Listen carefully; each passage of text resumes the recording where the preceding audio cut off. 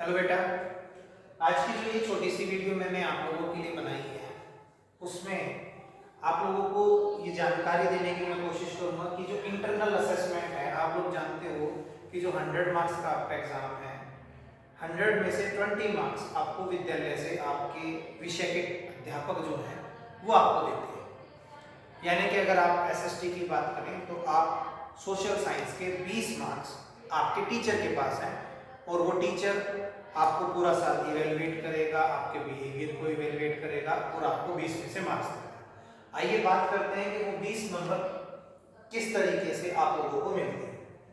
सबसे पहले periodic assessment जो है वो 5 मार्क्स की है। पीरियोडिक असेसमेंट का मतलब है कि पूरे साल में आपके 3 यूटी होंगे, यूनिट टेस्ट होंगे। उन यूटीज में जो बेस्ट 2 यूटी के आपके मार्क्स आएंगे उनके बेसिस पे आपको 5 नंबर मिल जाएंगे। इसके बाद मल्टीपल असेसमेंट, जब भी क्लासरूम टीचिंग होती है और कोई भी टॉपिक पढ़ाया जाता है, उस टॉपिक के दौरान या उस टॉपिक के कंप्लीट होने के बाद क्विज कॉम्पिटिशन्स होते हैं, डिबेट्स होती हैं, ग्रुप डिस्कशंस होती हैं, या आप लोगों को छोटी छोटी प्रेजेंटेशन बनाने के लिए कहा जाता है। अगर आप अपना ये काम ठीक तरीके से करते हैं तो आपको ये 5 नंबर मिल जाते हैं। इसके बाद 5 मार्क्स आपके होते हैं पोर्टफोलियो के। पोर्टफोलियो में क्या है बेटे? पोर्टफोलियो असेसमेंट में आपका क्लास वर्क, जो भी आपकी नोटबुक है स्कूल की, क्या आप उसे कंटिन्यूसली बनाते हैं? क्या वो डेली बेसिस पर आप चेक करवाते हैं? आपकी नोटबुक किस तरीके से प्रिपेयर हुई है? क्लास नोट्स क्या आप लोगों ने बनाए हैं या नहीं बनाए हैं? और डिफरेंट जो क्विज कॉम्पिटिशन्स होते हैं उनमें भी आपने क्या पार्टिसिपेट किया है या नहीं किया है। तो कहीं ना कहीं आपकी जो नोटबुक है, क्लास नोटबुक है, वो भी 5 मार्क्स आपको देगी। तो 5 नंबर मिले आपको पीरियोडिक असेसमेंट के, यानी कि जो यूटी होंगे, यूनिट टेस्ट जो होंगे उनसे। 5 नंबर जो क्लासरूम में एक्टिविटीज होती हैं, क्विज, डिबेट, ग्रुप डिस्कशंस या प्रेजेंटेशन, इनके 5 नंबर पोर्टफोलियो के। मेनली आप ये कह सकते हैं कि आपकी नोटबुक आपने किस तरीके से उसको प्रिपेयर किया है, जो काम आपको टीचर्स क्लासरूम टीचिंग के दौरान देते हैं आप लोग उसे करते हैं या नहीं करते हैं, वहां से 5 मार्क्स। और लास्ट जो 5 मार्क्स हैं वो है सब्जेक्ट एनरिचमेंट एक्टिविटी। इसमें आपको एक प्रोजेक्ट वर्क करना होता है। प्रोजेक्ट वर्क को हिंदी भाषा में कहा जाता है बेटे परियोजना कार्य। अगर आप 10th क्लास की बात करें तो 10th क्लास में प्रोजेक्ट वर्क के भी आपको 5 मार्क्स मिलेंगे। अब मेन बात जो इशू है कि भाई ये प्रोजेक्ट वर्क या परियोजना कार्य आपका होता है। देखिए, परियोजना कार्य जो कि 5 मार्क्स आपको इंटरनल असेसमेंट में देगा, ये एक आपके पास अवसर है, अपॉर्चुनिटी है किसी भी टॉपिक को पढ़ने की, उस पर रिसर्च करने की, अनुसंधान करने की, उस पर सोचने की, या आपको स्कोप देता है। इसके साथ साथ आप उससे संबंधित जानकारियां इकट्ठी करते हैं। अलग अलग स्रोत हैं जानकारी इकट्ठी करने से। आप डिफरेंट बुक्स पढ़ सकते हैं या ऑनलाइन जाकर गूगल पर सर्च कर सकते हैं। इस तरीके से आपको एक अवसर मिलता है किसी भी विषय पर अनुसंधान करने का और उससे संबंधित जानकारियां इकट्ठी करने का। ठीक है। सो जो भी टॉपिक आप सिलेक्ट करें, आपके पास ये कुछ टॉपिक्स हैं, वो टॉपिक आपकी पसंद का होना चाहिए। आप उसे ये देखें कि मुझे कौन सा टॉपिक जो है वो अच्छा लगा, ताकि आप उसके बारे में ज़्यादा से ज़्यादा सोच सकें, ज़्यादा से ज़्यादा अनुसंधान उस पर कर सकें या उससे संबंधित जानकारी इकट्ठी कर सकें। आपके पास जो टॉपिक है जिन पर आप अपना परियोजना कार्य कर सकते हो, वो है उपभोक्ता अधिकार यानी कि कंज्यूमर राइट्स, सस्टेनेबल डेवलपमेंट सतत विकास, और कोई भी सोशल इशू, सामाजिक मुद्दे भी आप ले सकते हैं। जैसे कि आप गरीबी एक विषय लेकर चल सकते हैं, महिला सशक्तिकरण एक विषय लेकर चल सकते हैं। इसके अलावा कई और सामाजिक मुद्दे हैं। आप दहेज प्रथा पर बात कर सकते हैं। किसी भी एक मुद्दे को लीजिए और उस पर जो है अपनी जानकारी इकट्ठी कीजिए। आसपास अपने समाज, अपने बड़ों से जानकारी इकट्ठी कीजिए कि मुद्दों के पीछे क्या कारण हो सकते हैं और अपना परियोजना कार्य शुरू कीजिए। अब आपको वो बनाना कैसे है?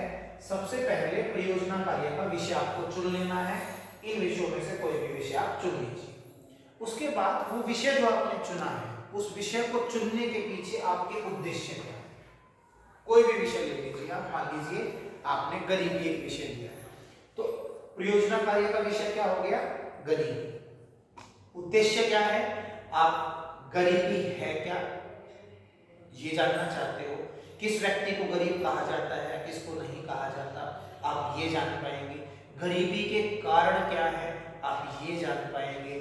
गरीबी को दूर करने के लिए क्या क्या कदम उठाए जा सकते हैं, आप ये जान पाएंगे। ये आपके परियोजना कार्य के उद्देश्य है। इसके बाद आप जो भी विषय में, जैसे आपने ले लिया गरीबी, उस पर एक छोटा सा उसका परिचय है, ठीक है। गरीबी से संबंधित आप एक छोटा सा परिचय लिखेंगे। इसमें आप यहाँ पर एक पेज यूज करेंगे, यहाँ लगभग एक पेज यूज करेंगे अपनी फाइल का। इसके बाद परिभाषाएं लिखेंगे। जो भी विषय आपने अपने परियोजना कार्य का लिया है उससे संबंधित परिभाषाएं आपको लिखनी है।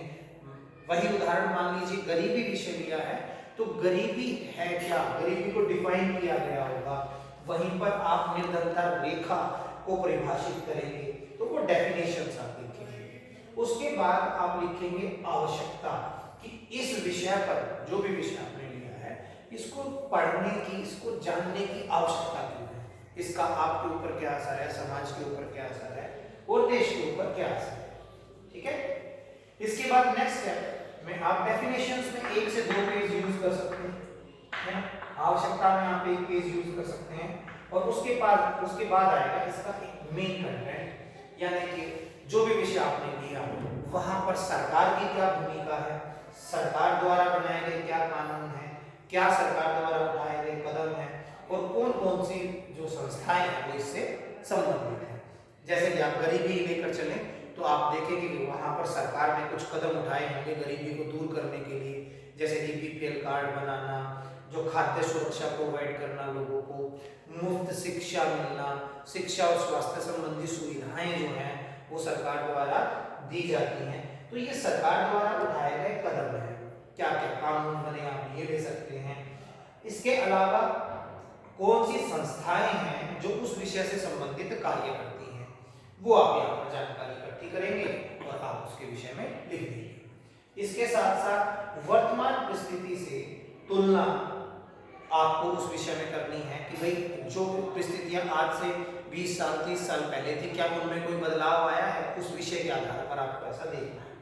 उसके बाद उस विषय से संबंधित आपके सुझाव क्या हैं, गरीबी को कैसे दूर किया जा सकता है, क्या पता आपके पास कोई एक सृजनात्मक, एक क्रिएटिव आइडिया हो, आप वो यहाँ लिख सकते हैं। और लास्ट में आप लिखेंगे आपकी समझ, यानी कि उस विषय पर काम करने से, उस परियोजना कार्य को पूरा करने से आपकी क्या समझ बनी उस विषय पर, ये आप एक पेज में लिखेंगे।